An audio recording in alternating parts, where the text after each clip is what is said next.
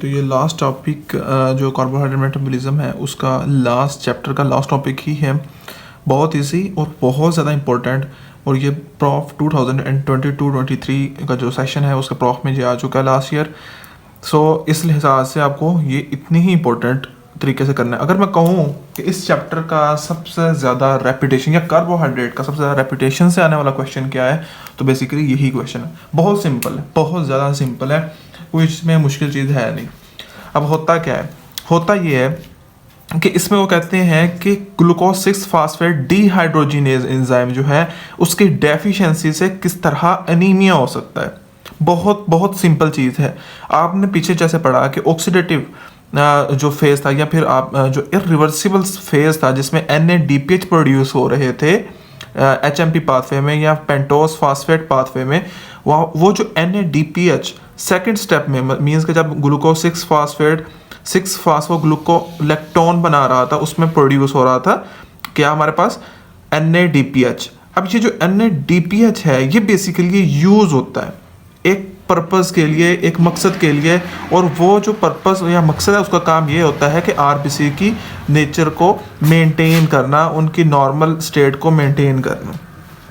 अब जो NADPH है ये हमारे पास प्रोड्यूस हुआ, ये देखें यहाँ पे ये प्रोड्यूस हो रहा है in the presence of glucose 6 phosphate dehydrogenase. इसको आपने ऐसा ही ड्रॉ करना होता है क्वेश्चन के आंसर में, ठीक है।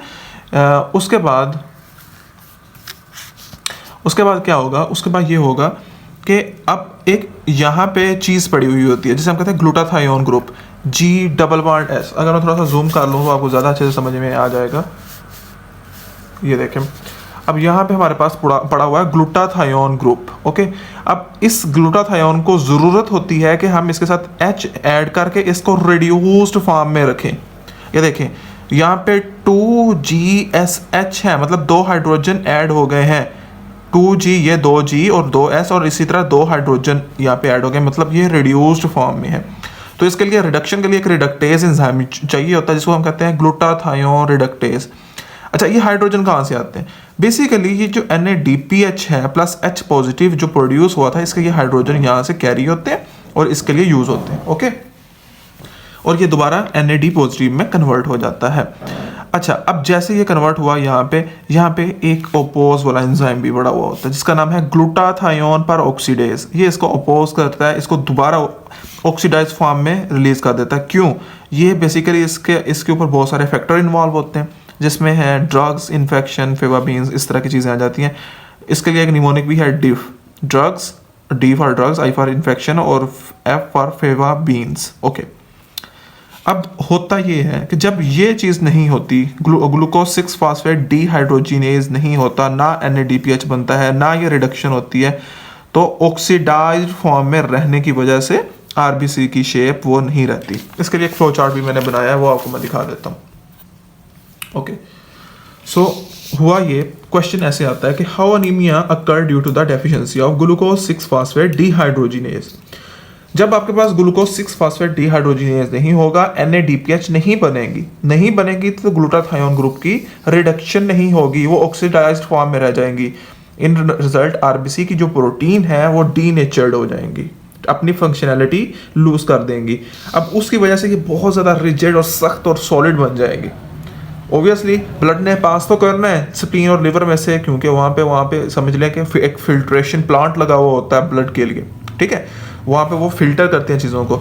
अब जब ब्लड उसमें से पास करेगा स्प्लीन या लिवर में से, क्योंकि अब वो रिजिड हो चुका है, नॉर्मल शेप है नहीं जो एक बाइकनकेव शेप होती है, वो एक रिजिड शेप और एक एबनॉर्मल सी शेप बन गई है, बहुत बड़ा या बहुत छोटा बन गया और सख्त बन गया। तो वो बेसिकली स्क्वीज होके वहाँ पे निकलता होता है स्प्लीन में से या लिवर में से, ऐसे स्क्वीज होके ईजिली पास करता है। लेकिन जब वो रिजिड होगा वो स्क्वीज नहीं हो पाएगा, क्यों? वो बहुत ज़्यादा सख्त हो चुका है, ठीक है। अब उसकी फ्लेक्सिबिलिटी है नहीं। इन रिजल्ट क्या होगा, वहाँ पे फैगोसाइटोसिस होगी। वहाँ पे जो स्प्लीन में या लिवर में मैक्रोफेजेस पड़े हुए हैं वो इसको फैगोसाइटोज करके ख़त्म करेंगे। अब ओब्वियसली जब वो फैगोसाइटोज करेंगे, जो normal numbers of RBC in blood होता है वो डिक्रीज करेगा। RBC डिक्रीज, तो उस कंडीशन को हम एनीमिया कहते हैं। और एक स्पेसिफिसिटी आप देख लें या फिर आप एक स्पेसिफिक क्लासिफिकेशन में देखिए एनीमिया की कौन सी टाइप है, तो non spherocytic anaemia, haemolytic anaemia. Haemolytic मतलब जहाँ पे ब्रेकडाउन ऑफ द और आरबीसीज हो रहा होता है। So that's all about the anaemia. यही बात यहाँ पे बताई गई है, आप इसको यहाँ पे देख सकते हैं। इसमें 3 पॉइंट आपको याद करने, हिमोलाइटिक एनीमिया जो मैंने डिस्क्राइब कर दिया, न्यूनेटल जॉन्डिस जब बहुत ज़्यादा टूटेगा आरबीसी और अनकॉन्जुगेटेड बिलिरुबिन होगी, उस वजह से न्यूनेटल जॉन्डिस हो सकता है। ये एमसीक्यू पॉइंट है। और मलेरिया रेजिस्टेंस भी, अच्छा इसका एक फ़ायदा है कि इस बंदे में मलेरिया रेजिस्टेंस होती है, इस बंदे को मलेरिया नहीं हो सकता जिसमें ग्लूकोज 6 फास्फेट डिहाइड्रोजिनेज नहीं होता। उसकी बहुत सारी रीजंस हैं। उसके रीजंस क्या हैं? रीजंस ये हैं कि जी नॉर्मली जो है आरबीसी का लाइफ स्पेन जो होता है वो होता है 120 डेज।